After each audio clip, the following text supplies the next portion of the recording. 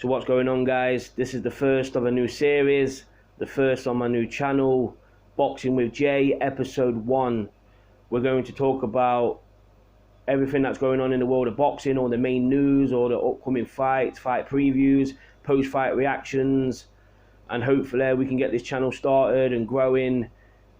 And I know it's a process and slow and steady, but hopefully we can do that and we can have fun, having discussions about sport of boxing, because I'm not a boxing expert by any sense of the imagination, but I do have opinions. I love boxing. I love watching as much boxing as I can. And I love just giving my opinions and having discussions with people. So hopefully we can do that here. And the first thing we're going to talk about this week on the first video of this channel is a fight that's been floating around now for a couple of weeks in British boxing.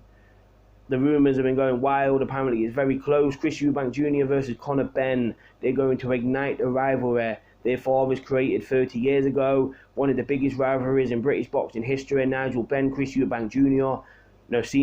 Captivated the British audiences 30 years ago. The public wanted to see that fight. Both guys didn't like each other at all. So now the sons apparently are going to get it on. But this time it's a little bit different, because Benn, the son of Nigel Benn, former middleweight and super middleweight champion, he's a welterweight. He's 147 pounds. And you've got Chris Eubank Jr., the son of former WBO middleweight and super middleweight champion Chris Eubank Sr. He's a middleweight, but he's also campaigned at super middleweight. So he is a bit bigger than Benn in terms of size, in terms of height, in terms of weight. He's just a naturally bigger man. So at 147 pounds, Benn is not the biggest guy at 147 pounds. I'm not saying he's really tiny at the weight, but at the same time, he's not the biggest guy at 147 pounds. So him to fight somebody like Chris Eubank Jr., who is a natural middleweight through and through, is a big risk for Benn, especially with the trajectory that he's been on. He's being built by Matchroom and Eddie Hearn as the next pay-per-view star in Britain. And this is a big risk to stop all of that, in my opinion, to derailing it. But at the same time, the biggest risk is probably to Chris Eubank Jr., because if he loses to somebody like Benn, a welterweight, then his career, in my opinion, is done. But Benn, you can say, if he fights Chris Eubank Jr. and he loses, he gets stopped or whatever happens, you can say, oh, he was a bit too big for him, it's fine, he'll go back to welterweight and he'll just, keep going there and try to get back on track at 147 pounds. So the big risk is for Chris Eubank Jr., but at the same time it's a risk for Benn, but not as big of a risk, in my opinion. He can rebuild, whereas Chris Eubank Jr., I don't think he could rebuild if he loses to Benn. But both men will probably make a lot of money, something like £5 million each, maybe. This fight will probably sell, get the dads involved, show the old videos and the memories and the nostalgia, and it'll just get the public captivated. Even though it was only a rumour, the public was straight on it straight away, like, I can't wait for this fight, or where's it going to be at, when can we buy tickets, etc., even though it's not even been announced. So this is a big fight, and it captures the imaginations of the British public because it's nostalgia. And even though on paper it could be a bit of a mismatch, people are still going to buy it. People will still go to the O2 Arena, wherever it will be at, 20,000 people sell out. So it's a big fight for Britain. But at the same time, I don't think it's going to be the most competitive fight.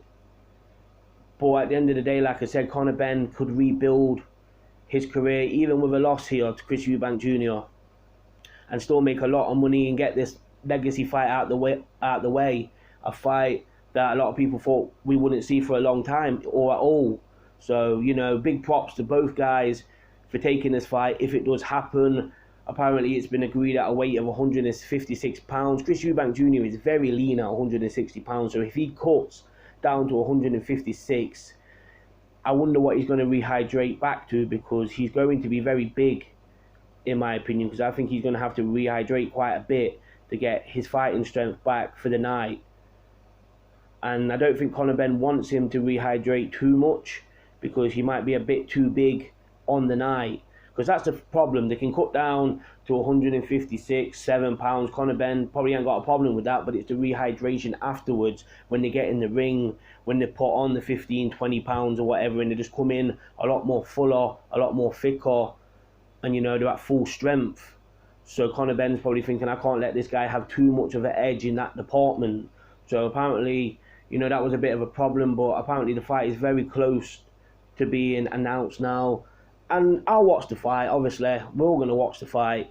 We all say it's a mismatch, Conor Benn's going to get smoked, and Chris Eubank Jr., it's too big, it's a clown show. But, we're all going to watch the fight because the build-up will be good. We'll get interested, and it's just going to be one of them fights. And I think, in my opinion, this is Eddie Hearn's way of clapping back at Sky Sports for winning the rights for the Anthony Joshua-Alexander Usyk rematch, because, Anthony Joshua is signed with Eddie Hearn for life. He signed that lifetime contract, till the end of his career. He's with Matchroom, and then he signed this deal with DAZN where he's getting a lot of money and a share in the company and whatever. But now Sky have won the broadcasting rights to air this rematch. So Eddie Hearn is probably thinking, I need to make a big fight for the end of this year. I need to make a huge domestic fight. And this is the biggest, probably domestic fight that will capture the public's imagination. So yeah, it's a good fight. It's an interesting fight. And, it'll be a fun fight, hopefully. So yeah, give me your opinions on what you think of this fight between Conor Benn and Chris Eubank Jr. The second topic I want to talk about, Ryan Garcia versus Gervonta Tank Davis. Ryan Garcia stopped Javier Fortuna in 6 rounds last weekend. It was a performance where Ryan Garcia, he looked better than he did in the Emmanuel Tago fight. In that fight, he looked very rusty. But in this fight, he looked a bit sharper. His timing still was a little bit off in this fight. He was missing a few shots here and there against Fortuna. But he was still landing heavy blows on Fortuna. And Fortuna fought at 140 pounds. But if you look at Javier Fortuna, he should be fighting at 130 pounds. Like, the guy was too small at 135. So him coming up to fight at 140 pounds, he was just outsized. He looked a little bit flabby around the midsections. You could tell that he probably, didn't really train as much as he wanted to for this fight. That's why the fight was initially made at 140 pounds, to give Javier Fortuna more of a chance, because he only had something like 5 or 6 weeks training camp for this fight.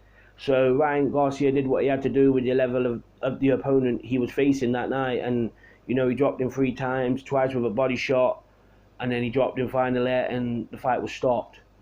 And then straight afterwards, he calls out Tank Davis like he always does after his fight. He wants Gervonta Tank Davis. He's calling him out. That's the biggest fight for him. He don't care about world title fights. He thinks even without a belt, beating Tank Davis will make him the face of boxing. And he could be onto something there, because Tank Davis right now is a big deal in American boxing. He is one of the main names in American boxing right now. He's the one who's selling out arenas. He's the one who's on pay-per-view doing okay numbers. I'm not saying he's doing Mayweather, Canelo numbers or anything like that, but he's doing decent numbers.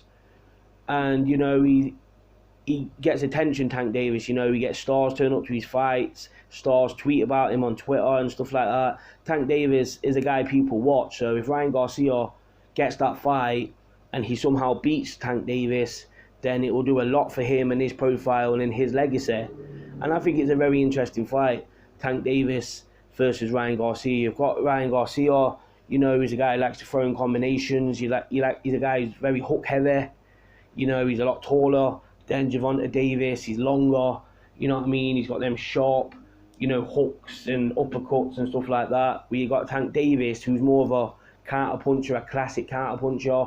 He likes to walk guys onto shots. He doesn't like to throw too many shots. You don't like to waste too many shots. Tank Davis, he's a guy who's very low output. He's one of these guys who will explode with a big shot and take guys out, like he did in his last fight against Rolly Romero.